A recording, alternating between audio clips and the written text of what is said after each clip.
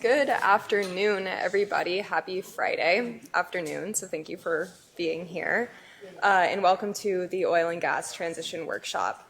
It is a pleasure to have you all here to think and collaborate and learn together about two enabling technologies within the oil and gas transition. Today we'll be talking about enhanced geothermal as well as network geothermal systems.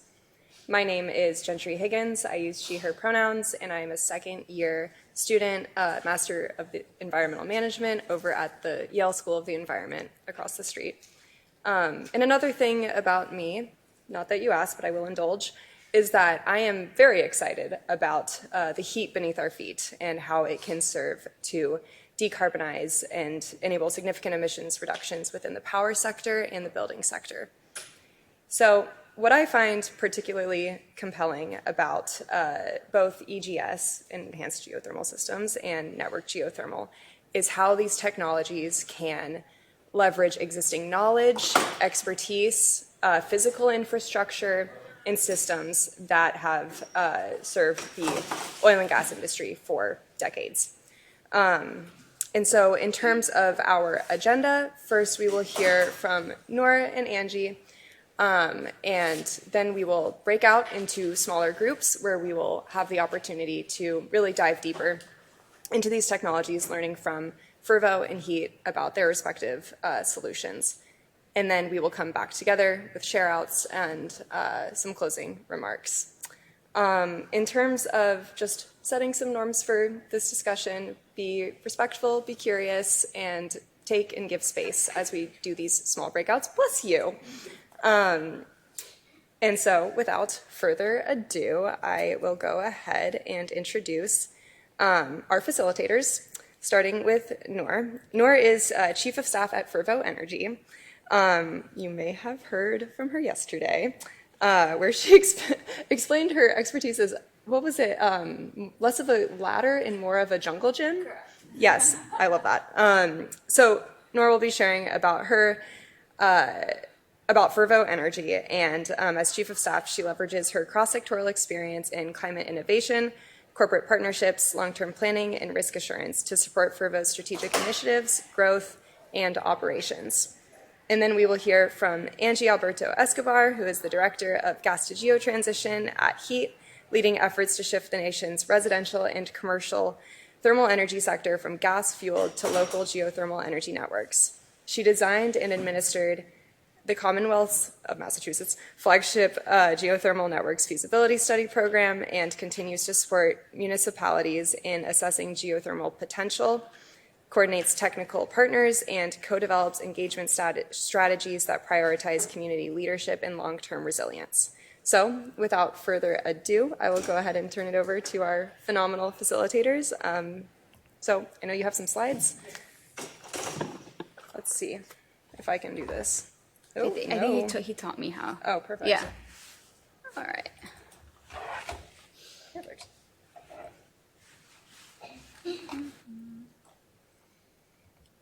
There we go. Okay. Actually, before we sort of dive in, in the third grade in social studies class, we were asked whether we thought oil was a forever resource, like a renewable resource. Like, who thinks yes, raise your hand. Who thinks no, raise your hand.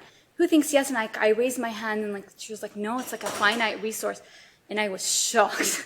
I was very surprised because so much of like the economy, especially in the Middle East, like was so dependent on oil. And so to find out that it will eventually run out was very shocking to me and as an 8-year-old. So so very early on, I think I started to think about what does it mean when oil is going to eventually run out? And what does it mean to like build an energy system that is not dependent on a scarce resource? And so I went to, I studied sociology and international development and city planning, and was very much like gung-ho about a lot of like the renewable resources, the new energy technologies like solar and wind were amazing, all the battery storage, everything was fantastic, and I very much viewed oil and gas companies as like what you would have thought of, like I saw them as the next wave of tobacco companies. And my husband at the time was working for an engineering company that built like LNG facilities. And so I was telling him, I was like, you don't want to work there anymore. Like, how could you be working there? Like, this isn't what you should be doing, and you should be focusing on clean energy and all that sort of stuff. And then I moved to Houston, and I gained a much more nuanced understanding of the problem, the complexity of the problem. And I think we've sort of seen those dynamics play out, especially coming from like more of the East Coast, where I live in Montreal and I lived in Boston. And I think it was very much like, you're either with us or you're against us. And then I moved to the middle of the country, or as I like to call the forgotten coast, because we have 3 coasts, and Houston is part of the south coast of the US.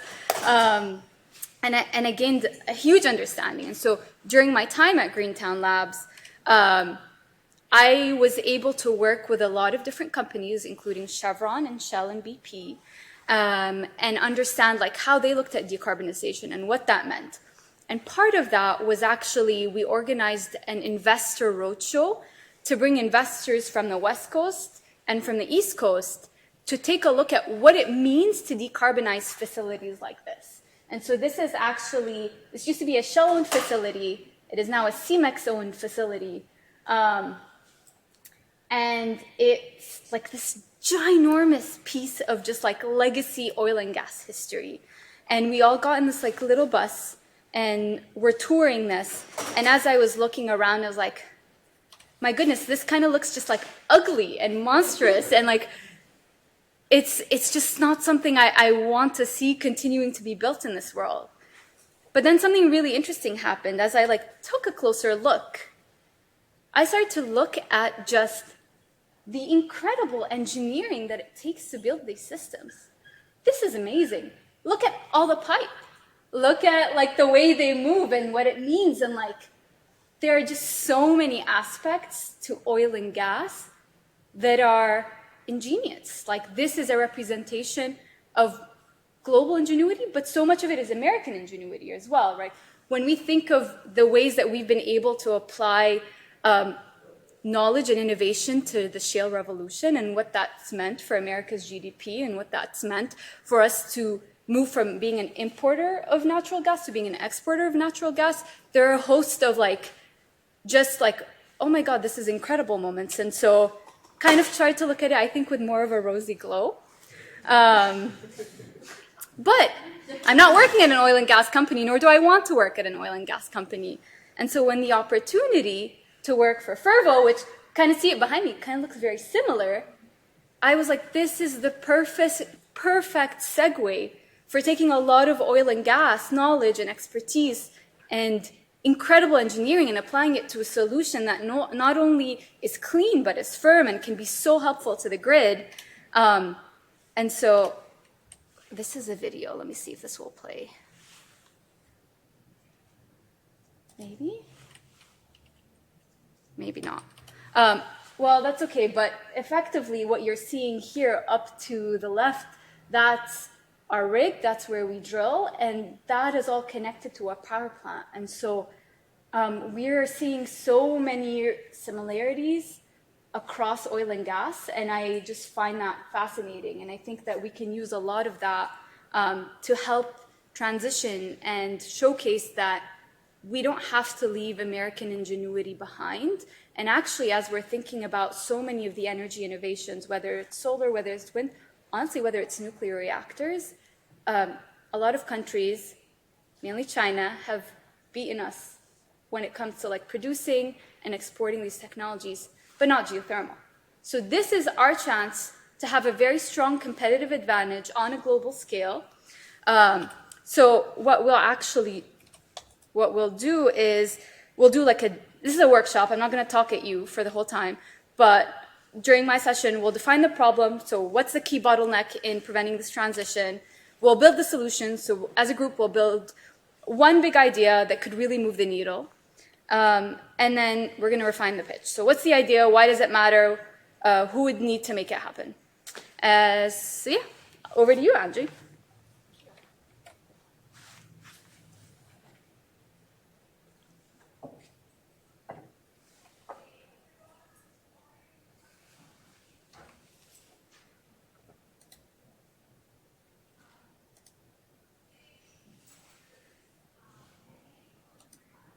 Oops. 1 second. Okay. There we go. Hi, everyone.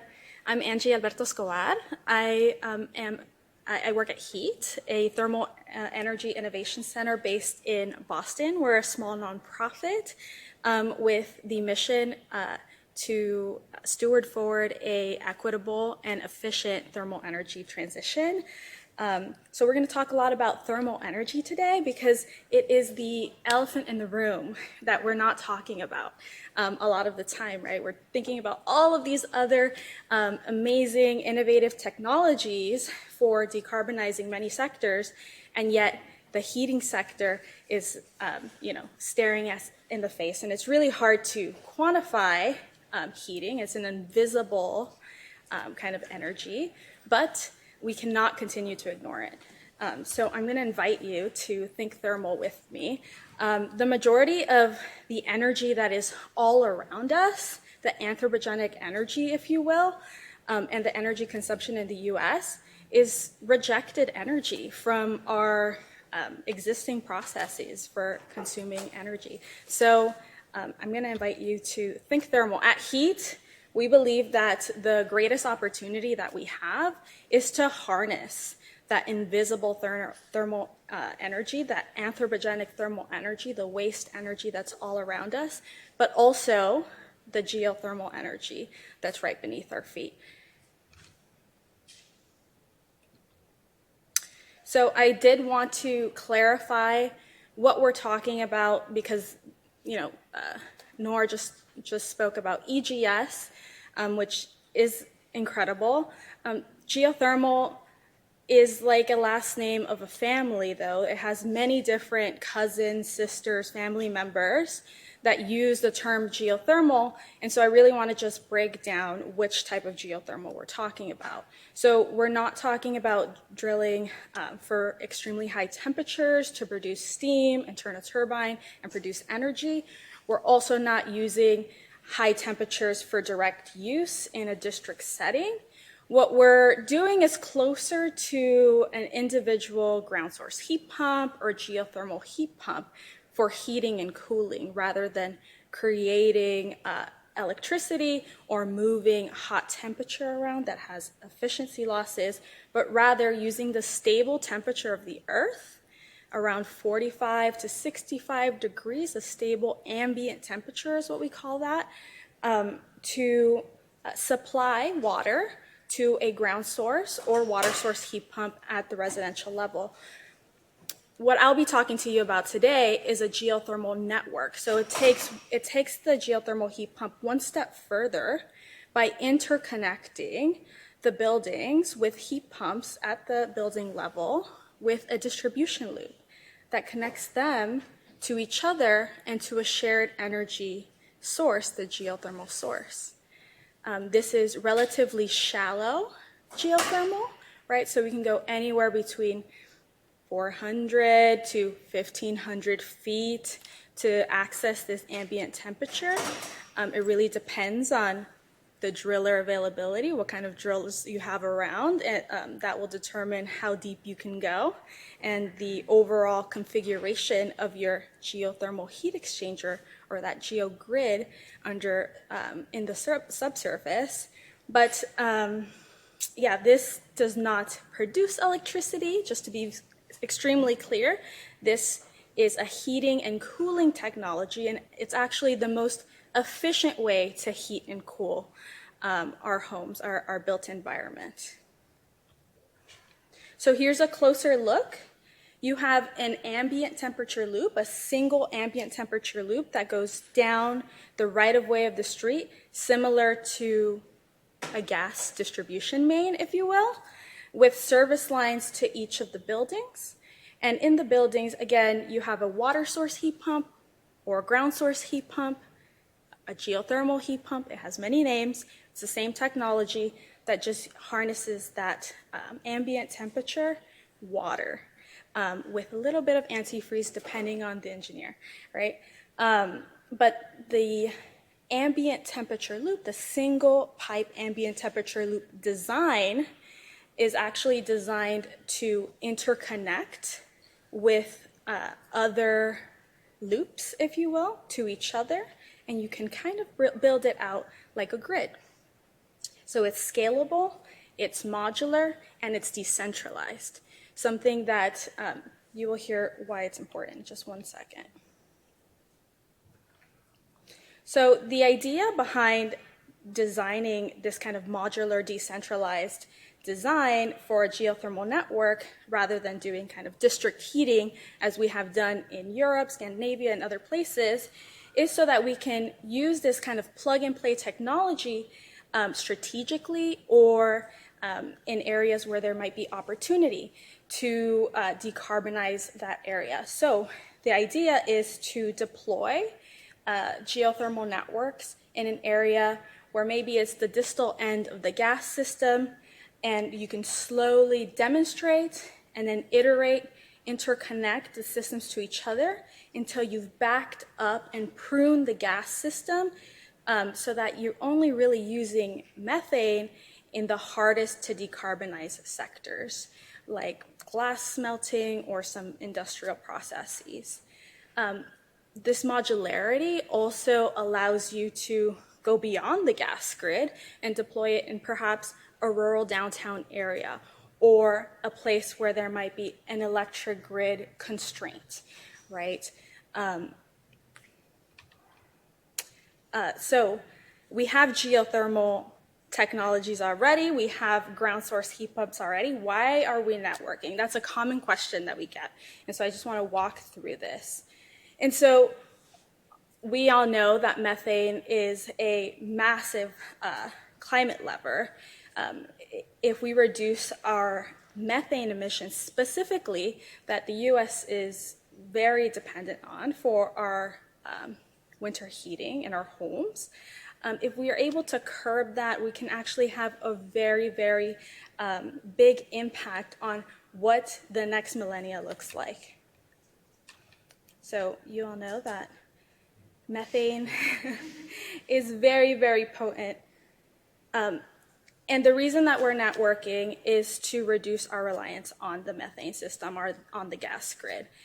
Currently, people are electrifying for our planet, right? People do know that methane is a climate lever, so they want to leave the gas system. They're leaving the gas system. Actually, heat pump cells have surpassed natural gas furnace cells, and that trend just keeps going. But the reality is that people are going to air source heat pumps, right, in a house-by-house approach.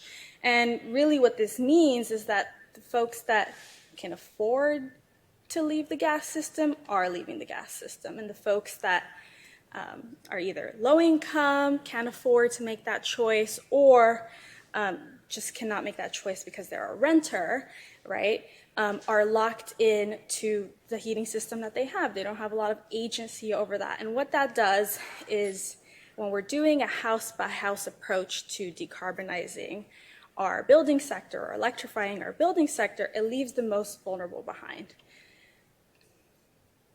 What HEAT has proposed is if we have these network systems, we can actually deploy the technology down a neighborhood, no matter if it's a low-income neighborhood or a mixed-income neighborhood, a high-income neighborhood. You can decarbonize at a neighborhood scale. This allows for two things. It allows you to provide distributive equity, right?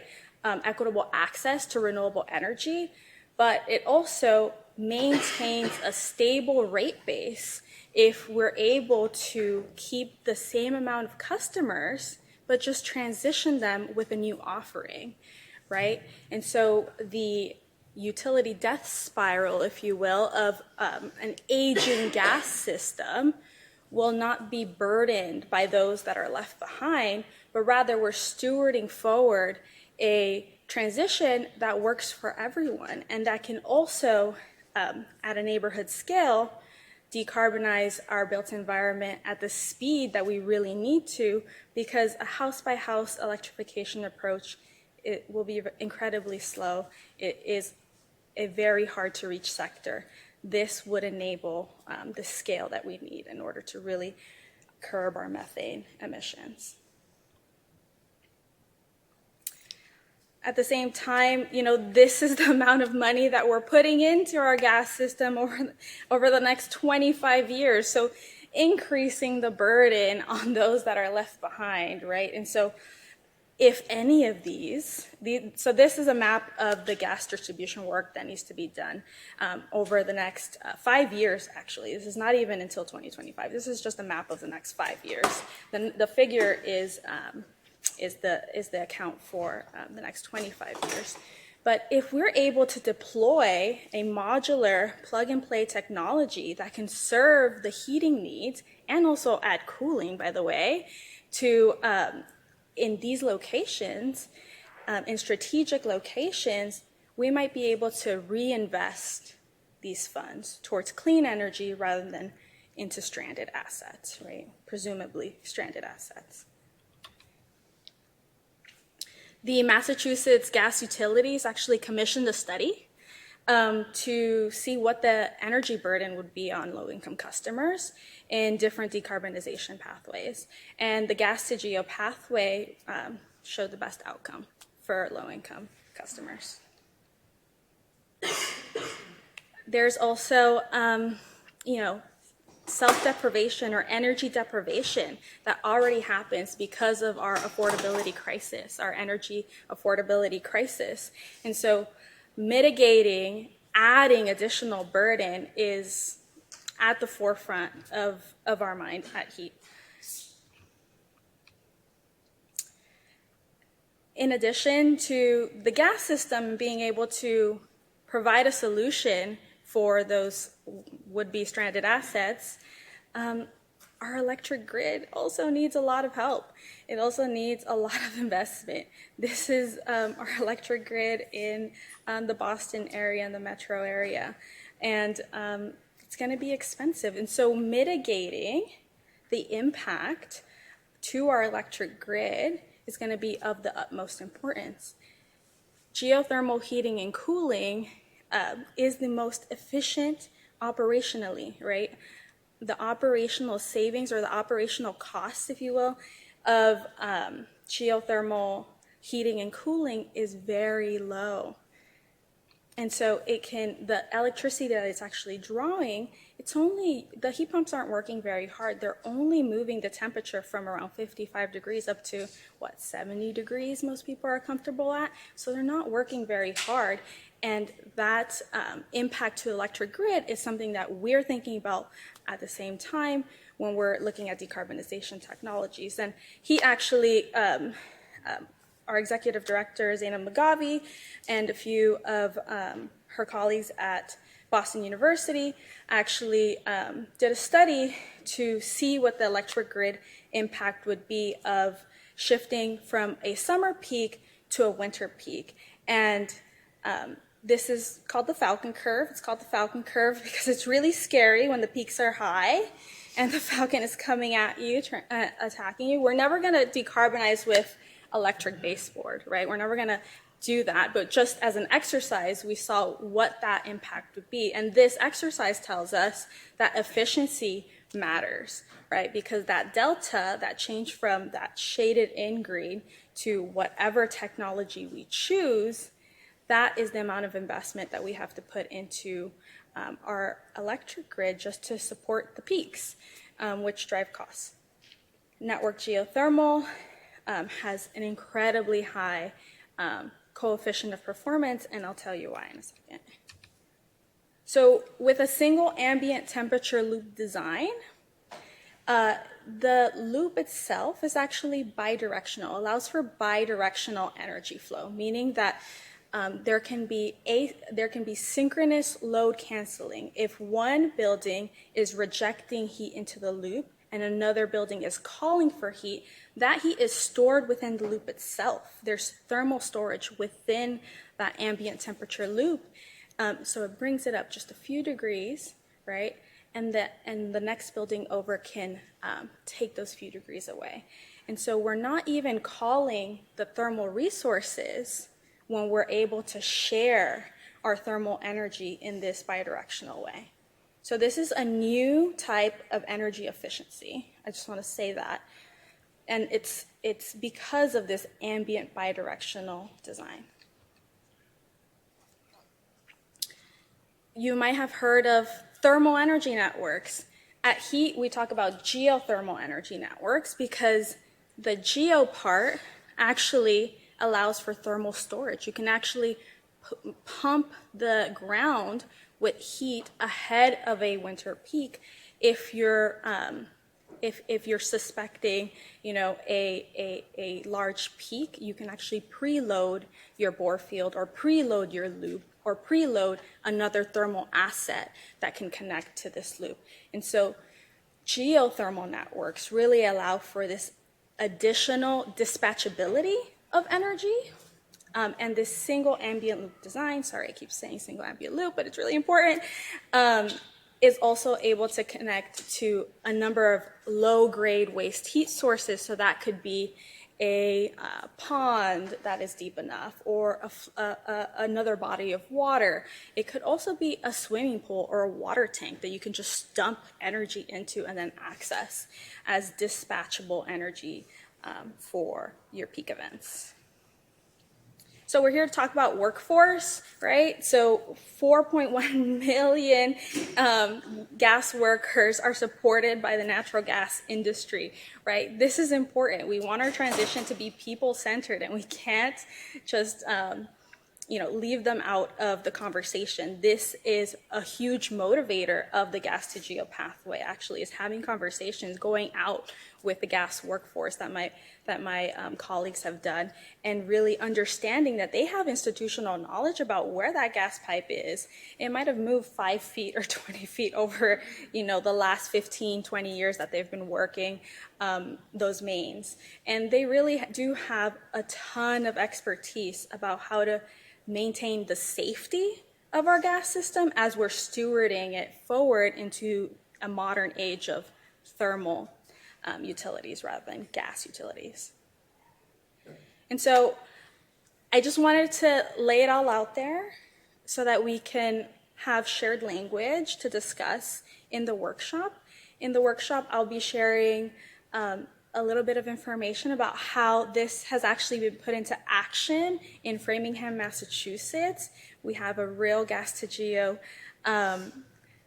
workforce transition in action in Framingham, and I have some materials for you all. But in summary, I just want to go over kind of the multi-solving that this technology does. And I'm just going to skip ahead 1 second before I go through that. This is really done through HEAT's approach of aligning stakeholders and iterating constantly for what they need. And this, now I'll go back here. These are the requirements of the system. This is what everybody wants. And we, have tried to solve for all of these. We need to steward a safe and secure transition away from gas. We cannot just leave the stranded assets and stranded workers behind, because that will mean a hazardous future. But stewarding it into a fossil-free economy, a combustion-free economy, with a technology that is reliable, resilient, local, right? Underground, protected from the elements, but also with this design that I talked about, modular, scalable, and adaptable to the opportunities that exist depending on the place. It might be electric grid impacts or grid constraints, or it might be a gas main that needs to be replaced. It's highly adaptable. We talked about the workforce transition. We'll talk about that a little bit more. Equitable access is an extremely important piece of this in order to not leave folks behind. Because of the low operating cost of geothermal networks, it can actually be quite affordable for the consumer. And because gas utilities don't make money on the fuel, they make money on the capital expenditures of putting pipe in the ground, same pipe, by the way, HDPE, then this makes good economic sense for them. They will still continue their business model, just with a different energy medium. And I talked about doing it at the scale and speed we need in order to curb our methane emissions. That's of supreme importance, in a way that can support the grid as more electrification technologies are deployed, maybe not for heating and cooling, for other things. And I just want to I didn't do a slide on this because we're in the Northeast, but in the Southwest, there's a chiller moratorium, right? An evaporative chiller moratorium because of the water scarcity there. And this is a closed loop system. And so once you fill it, you don't need to fill it again. And so the water use is reduced for cooling as well. So thank you very much. I'm glad that we have this shared language, and now I'm looking forward to our workshop session.